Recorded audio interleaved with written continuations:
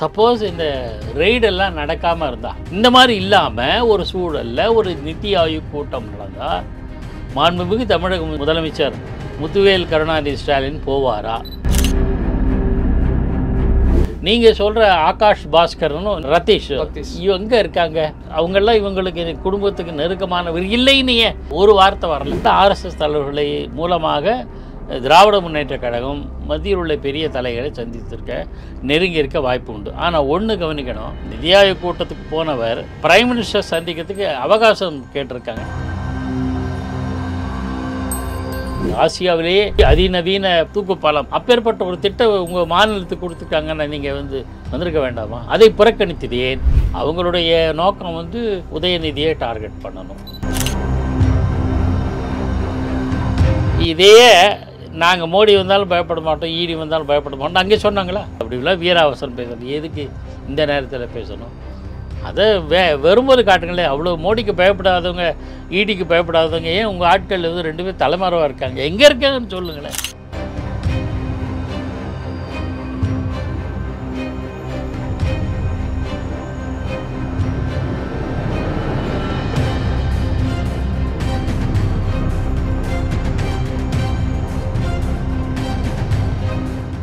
Real one நண்பர்கள் உறவுகளுக்கு வணக்கம். பல்வேறு முக்கியமான தகவல்களை நம்முடைய உறவுகளுடன் பகிர்ந்து கொள்ள மூத்த பத்திரிகையாளர் பாக்கி அவர்கள் நம்முடைய இருக்கிறார். வணக்கம் சார். வணக்கம். நல்லை சேவா. முதல்வர் அவர்கள் டெல்லி சென்று திரும்பி இருக்காங்க. எதிர்கட்சிகளை பொறுத்த வரைக்கும் விமர்சனங்களை முன்வைக்கிறாங்க. குறிப்பா விஜய் அவர்களுடைய அறிக்கையை பொறுத்த வரைக்கும் இதுவரைக்கும் இல்லாத ஒரு அறிக்கை அப்படின்னு கூட சொல்லலாம். நெடுஞ்சான் கிடையாக சரண்டர் ஆகி விட்டாங்க. ஸோ அதே நேரத்தில் மறைமுக கூட்டணி அப்படிங்கிற நிலையில அறிக்கை இருக்கிறது. ஸ்டாலின் அவர்களை பொறுத்த வரைக்கும் நான் வெள்ளக்கொடி ஏந்தியும் போகல, காவி கொடியும் என்கிட்ட இல்லை அப்படிங்கிறாங்க. இந்த ஸ்டாலின் அவர்களுடைய டெல்லி நிதி ஆயோக் கூட்டம், பிரதமர் அவர்களுடைய சந்திப்பு எப்படி சார் பார்க்குறது? சப்போஸ் இந்த ரெய்டெல்லாம் நடக்காமல் இருந்தால் நிதி ஆயோக்கில் அவர் கலந்து வைப்பாரா? இந்த கேள்விக்கு அவர் பதில் சொல்லட்டும். ரெய்டெல்லாம் விட்டு நம்ம அது சரி தப்பு அதெல்லாம் கூட விட்டுருவோம். நாளைக்கே நீதிமன்றத்தில் சாதகமாக தீர்ப்பு அந்த இவங்க குற்றஞ்சாட்டப்பவர்கள் யாருமே குற்றவாளிகளே ரொம்ப அப்பாவிகள்னு சொல்லி தீர்ப்பு வரட்டும், அது வேறு. இந்த மாதிரி இல்லாமல் ஒரு சூழலில் ஒரு நித்தி ஆயோக் கூட்டம் நடந்தால் மாண்புமிகு தமிழக முதலமைச்சர் முத்துவேல் கருணாநிதி ஸ்டாலின் போவாரா? அப்படி போனால் சரி, போகவில்லை என்றால் இதுக்கு முன்னாடி போனது அதே காரணங்கள் அப்படியே தான் இருக்கு. யாரோ ஒரு சொன்னாங்க, அதாவது இதுக்கு 4 ஆண்டுகளை புறக்கணிச்சிட்டு இருந்தார். அப்போவும் இதே தான், மாநிலத்துக்கு நிதி ஒதுக்கலை, நீட்டை ரத்து பண்ணலை, தேசிய கல்விக் கொள்கையை ஏற்றுக்கிட்டால் தான் நிதி தருவோம்னு சொல்கிறாங்க, ஜிஎஸ்டி சரியாக தரதில்லை, பேரிடர் நிவாரணம் சரியாக தரலை, நாங்கள் கேட்ட தொகை தரல, தமிழ்நாடு வஞ்சிக்கிறது, இதெல்லாம் சொல்லித்தானே இத்தனை காலம் புறக்கணிச்சிட்டு வந்தீங்க. அது இப்போ தீர்ந்து போச்சா? நாங்கள் எல்லாமே வாக்குறுதி கொடுத்துட்டாங்க, நிச்சயம் தந்துடுவாங்க, அதனால் நிதி ஆயோக் போகிறோம்னா எப்படி ஏற்றுக்க முடியும்? நிதி ஆயோக்கு போகிறது வாதாடுவதற்கு போராடுவதற்கு பெறுவதற்காக தான் இப்போவும் சொல்கிறாரு. இதே வாதாடுதல் போராடுதல் பண்ண வேண்டியது போன வாட்டி பண்ணிருக்கலாமே. இது ஒரு கேள்வி. இந்த ரெய்டெல்லாம் இல்லைன்னா எப்படி இருந்திருக்கும்? அல்லது இந்த ரெய்டு வேறு யாராவது மேலே, குடும்பத்தினர் மேலே இல்லாமல் வேறு யாராவது கழகத்தினுடைய ஒப்பற்ற தலைவர்கள் இருக்காங்க இல்லையாமா, மூத்த அமைச்சர்கள், அவங்க வீட்டில் ரெய்டு இருந்ததுன்னா போயிருப்பாரா இல்லையா? எவ்வளவு கேள்விகள் இருக்குது. இதுக்கெல்லாம் அவர் அதை பதில் சொன்னால் நல்லாயிருக்கும். மாநிலத்துக்காக தான் போகிறாரு, வெள்ளை கொடி ஏற்றிட்டு போகிறாரு, காவி கொடி ஏற்றலை, அதுவும் சரி, காவியில் கொடி இருக்காது. கருப்பு கொடி ஏற்றினீங்கள, கருப்பு கொடையை ஏந்தினீங்கள, கருப்பு கொடி கருப்பு போலும்லாம், இப்போ அதை எடுத்து போகலாமா? அது எவ்வளவு கேள்விக்குறிகள் இருக்குது. இந்த சந்தேகத்தை தீர்க்க வேண்டியது நீங்கள் தான். எல்லாத்தோட முக்கியம் சார், நீங்கள் குடும்பத்தினரை காப்பாற்றுறதுக்கு எல்லாம் சரி, இந்த வழக்கு ரெய்டு தொடர்பாக 2 பேர் தலைமறைவானாங்களே, ஏன்? அது இல்லை கேள்வி. விஜய் மல்லையா தலைமறைவானார் கேள்வி எழுப்புறீங்க. இன்னமும் அவங்க மேலே வழக்குகள் விசாரணைகள் இன்னும் இருக்குது. அவங்கள அந்த நாட்டிலேருந்து கொண்டு வரதுக்கான அனைத்து முயற்சிகளும் இருக்குது. அந்த நாட்டு கோர்ட்டு அவங்களுக்கு பாதகமாக தான் தீர்ப்பு வழங்கியிருக்கு. எல்லாம் விரைவில் வந்துச்சுங்களேன். அவங்களாவது பேர் இருக்குது, இந்த நாட்டில் இருக்காங்க, எல்லாமே தெரியுது, வழக்கு எல்லாம் தெரியுது. நீங்கள் சொல்கிற ஆகாஷ் பாஸ்கரனும் இன்னொருத்தர் பேர்னு ரதீஷ் இவங்க இருக்காங்க. சரி, அவங்கெல்லாம் இயல்பாகவே ஃபாரின் டூர், சம்மர் டூர் போகிறாங்கன்னு போயிட்டு போட்டோம், அதே முறையாக சொல்லலாம்ல. அதை ஏன் அவங்கெல்லாம் இவங்களுக்கு குடும்பத்துக்கு நெருக்கமானவர் இல்லைன்னு ஏன் ஒரு வார்த்தை வரல? நீங்கள் ஆகாஷ் பாஸ்கரன் வந்து ஸ்டாலின் அவர்களுக்கு பேரன் முறைதான வர்றாரு, இல்லைன்னு சொல்ல முடியாது. இல்லைங்க, பேரன் தான். ஆனால் எங்களுக்கு சம்மந்தம் இல்லை. இப்போ இன்றைக்கி லாலு பிரசாத் வந்து தன் மகனே டிசோன் பண்ணிட்டார். சொந்த மகனே ஒரு சர்ச்சைக்குரிய விஷயத்தில் சிக்கினதுனால கட்சியிலேருந்து 6 வருஷம் நீக்கிட்டார், எக்ஸ்பெல் பண்ணியாச்சு. குடும்பத்திலேருந்து நிற்கிறார். இது பெரிய விஷயங்க. லாலு பிரசாத் அதை நான் பாராட்டுறேன். ஏன்னா அது வேறு ஒரு காரணமாக இருந்தால் கூட குடும்பத்திலேருந்து நீக்குவதுன்னா நாளைக்கு லாலு பிரசாத்தோட சொத்தே பங்கு வர்றதுக்கு சந்தேகம் இல்லை. நீங்கள் அந்த மாதிரி சொல்லுங்கள். எனக்கு அந்த பையனுக்கு எங்களுக்கு சம்மந்தம் இல்லை, இவங்க தலைமறைவானங்கன்னு எனக்கு அதுவும் தெரியாது அப்படின்னு ஓப்பனாக இன்று வரையில் ஏன் சொல்லவில்லை மாண்புமிகு முதலமைச்சர்? அதை தான் நம்ம கேட்குறோம். ஆனால் இது ஒரு பக்கம் நடக்க, மோடி வந்தாலும் பயப்பட மாட்டோம், ஈடி வட்டாலும் பயப்பட மாட்டோம் அப்படின்னு வசனம் பேசுகிறாரு துணை முதலமைச்சர். இதையே நாங்கள் மோடி வந்தாலும் பயப்பட மாட்டோம், ஈடி வந்தாலும் பயப்பட மாட்டோம் அங்கே சொன்னாங்களா சார்? மினிஸ்டரை பார்த்துட்டு, பிரைம் மினிஸ்டரை பார்த்துட்டு, பிரதமர் அவர்களே எங்கள் மந்திரிகள் மேலே வீட்டிலலாம் ரெய்டு நடத்துகிறாங்க, எங்கள் சொந்தக்காரங்க, அதுக்கெல்லாம் நாங்கள் கவலைப்பட மாட்டோம், தமிழ்நாட்டுக்கு நிதியை கொடுங்க சொல்ல முடியுமா? சொல்லுகிற தைரியம் உண்டா? அப்போ என்ன வருது? நீங்கள் பயந்து விட்டீங்க, பதட்டம் அடைகிறீர்கள். அது விஜய் வந்து நீங்கள் ஒரு கரெக்டாக சொன்னீங்க. விஜய் மேலே எல்லாருக்கும் ஒரு ஆதங்கம் உண்டு, வேகமாக திட்ட மாட்டேங்கிறாரு, விமர்சனம் பண்ண மாட்டேங்கிறாரு, தயங்குகிறாரு அப்படின்ட்டு. இன்றைய தினம் நாளேடுகளில் வெளியான அறிக்கை, விஜயனோட அறிக்கை பார்க்கும்போது ரொம்ப ஸ்ட்ராங்காக இருக்குது, இதுவரையில் இல்லாத அளவு இருக்குது. அதில் ஒரு கருத்து என்னென்னா, நெடுஞ்சான் கடையாக சரண்டர் ஆகிட்டேங்கிறார் ஒன்று. ரெண்டாவது வந்து அவர் பாஜகவுக்கும் திமுகவுக்கும் உறவு இருக்குங்கிறத கள்ள உறவுன்னு அதை நேரேட்டிவ் பண்ணுறாரு. அது அவ்வளோ தூரம் ஏற்புடையதாக இல்லை. அப்படி கள்ள உறவுனா ஏன் ரெய்டு நடத்துகிறாங்க? ரெய்டே நடத்தாமல் இருக்கலாமே. அதனால் அது ஒரு காரணமாக சொல்ல முடியாது. ரெண்டாவது பாஜக தானே வழியை வந்து அதிமுக கூட கைகுலுக்கி நாங்கள் அண்ணாமலையெல்லாம் வெளில அனுப்பிச்சிட்டோம், தலைவர் இல்லை, இப்போ நயினார் தான் உங்கள் ஃப்ரெண்டு தான், வாங்க ஃப்ரெண்டாக இருக்கலாம், கூட்டணிக்கு வாங்கன்னு கூப்பிட்டது யார்? இதே அமித்ஷா தானே. அவசரம் வந்தார். தேர்தலுக்கு ஒரு 8 மாதம் 9 மாதம் இருந்தால் கூட அவசரம் வந்து கூட்டணி அமைச்சது. ஸோ அதிமுகவுக்கும் பாஜகவுக்கும் உறவு என்பது உறுதி செய்யப்பட்டது. திமுகவுக்கும் பாஜகவுக்கும் உறவு என்பது சீமானும் விஜயும் சொல்கிறாங்க.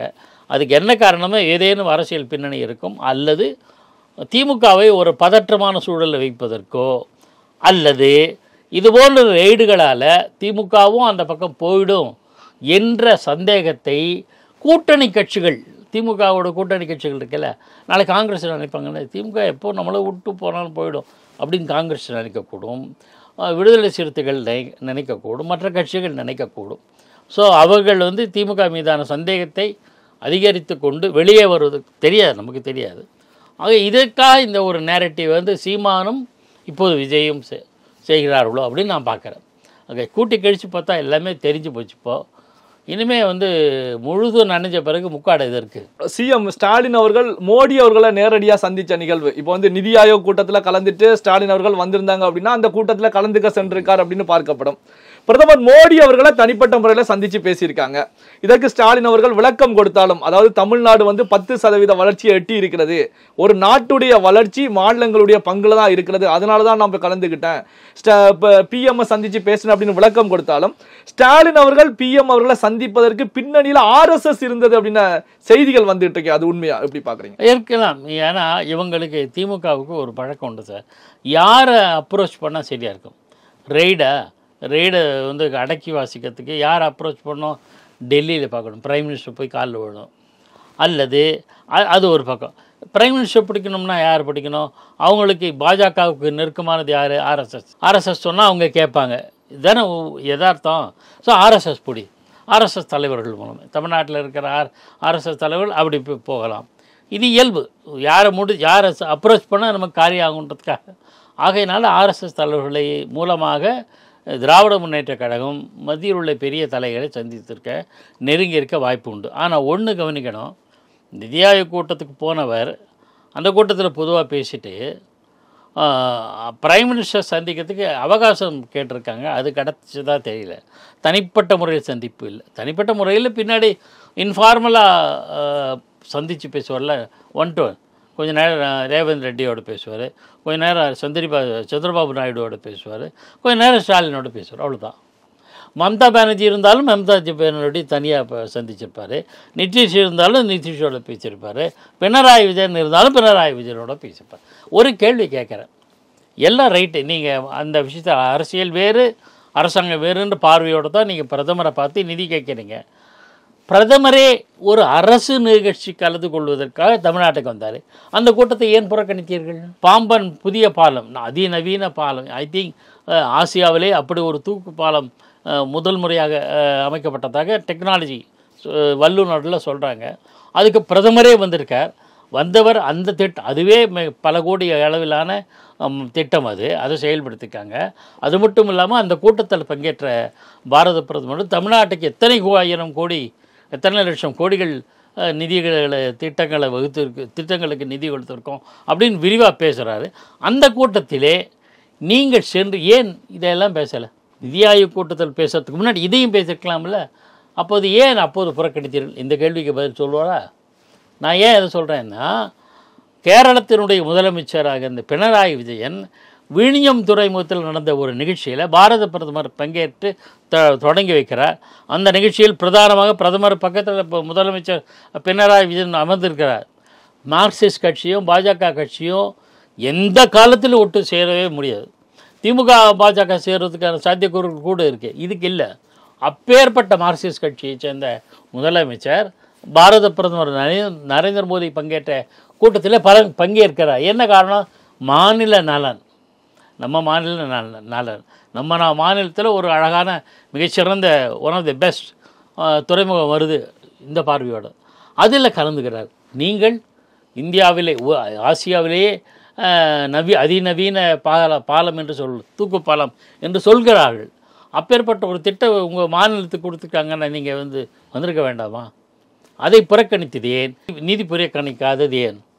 அப்படின்னா ஏதோ ஒரு நிதிக்காக தான் நீங்கள் போயிருக்கீங்கன்னு தெரியும்.